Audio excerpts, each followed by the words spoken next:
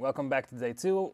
It's currently still January 2nd actually, it's 8:14 p.m. I'm recording this ahead of time because I know tomorrow is going to be a very busy day. So I'm just recording this ahead of time to let you all know what I'm up to. So basically, I've just finished my work day and done.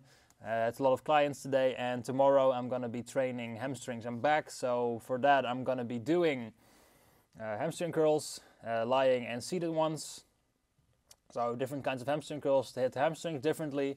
I'm going to be doing hyperextensions, and I'm going to be doing a leg press, all full range of motion. I've been really focusing on going through the range of motion as much as I possibly can to really get into the stretch of certain movements and really prioritize time under tension.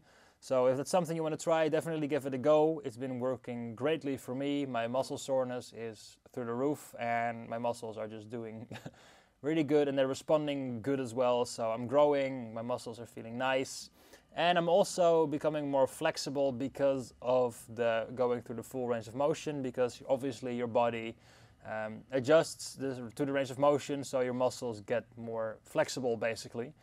Also for today, I want to read a couple questions that I got on my Instagram the other day in order to just help you guys out with this journey as well, and just to provide some more value for you in the long run. So the first question that I got was, what type of resistance training do you prioritize for muscle growth? So basically, my type of resistance training is only weight training.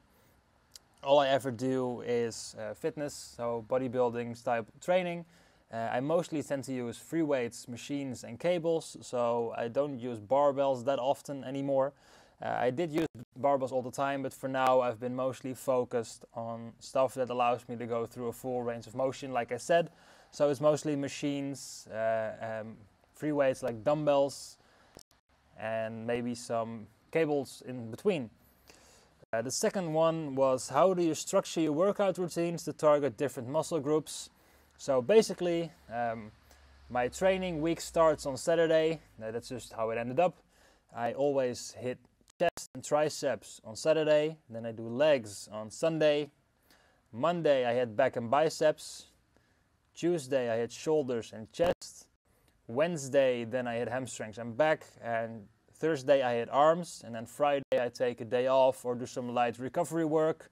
But that's basically how I structure my workout routine and how I get around to using all muscles twice a week. Let's see.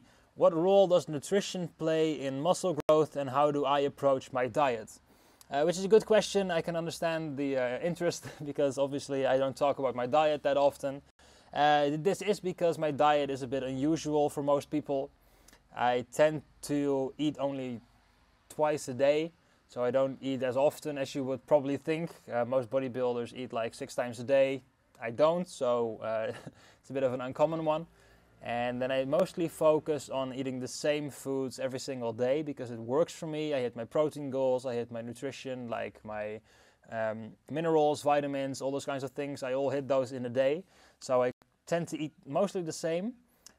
Basically, I intermittent fast. So like I said, I only start eating somewhere in the afternoon.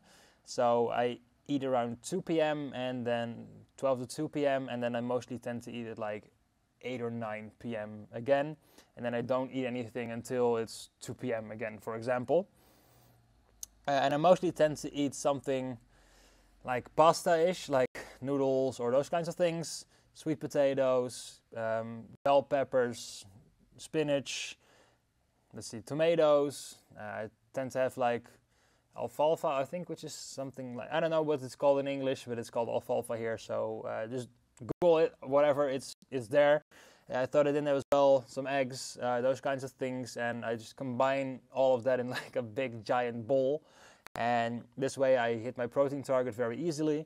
And then later on the day I tend to eat like skyr, which is like something like an Icelandic yogurt, which is a little bit thicker, and then I combine this with my protein powders, which also allows me to hit another 100 grams of protein a day.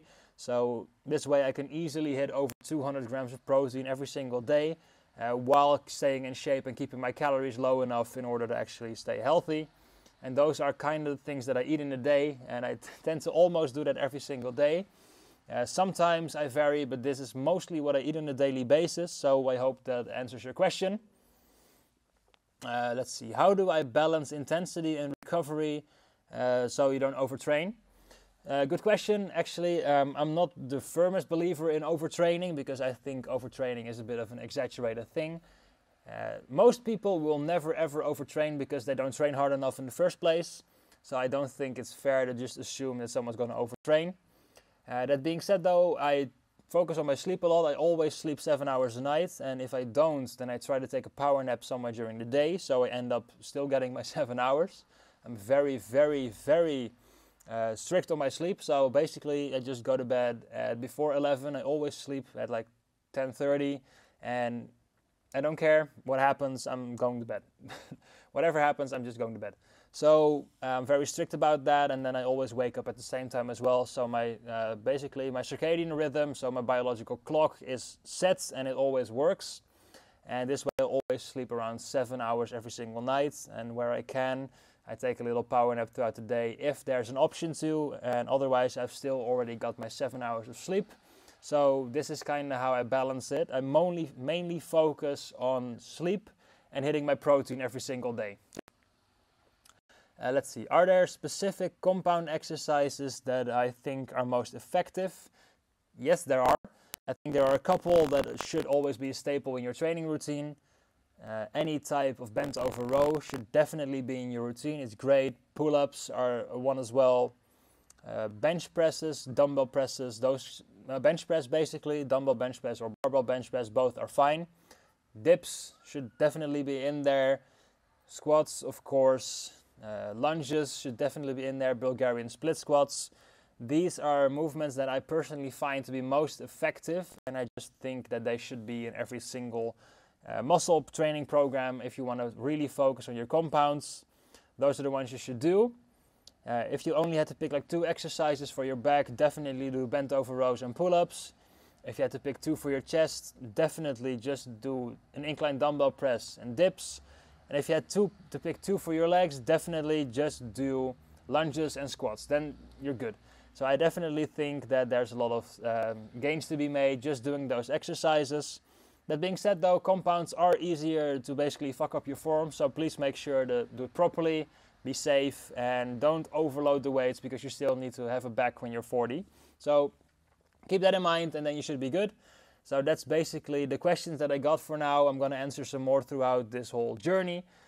So far I'm having a lot of fun documenting everything. I know it's only been 2 days, but that's me. So for now I think I'm going to sign out. It's getting later now and I have to go to bed in a short amount of time.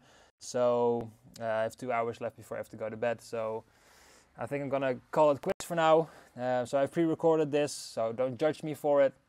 Day 3 in the books. Day 3 is a massive success, and tomorrow is just incredibly busy with clients. So I don't really have much time to record, but I do want to deliver this video to you all. So here it is. Enjoy, and I will see you all in the next episode tomorrow.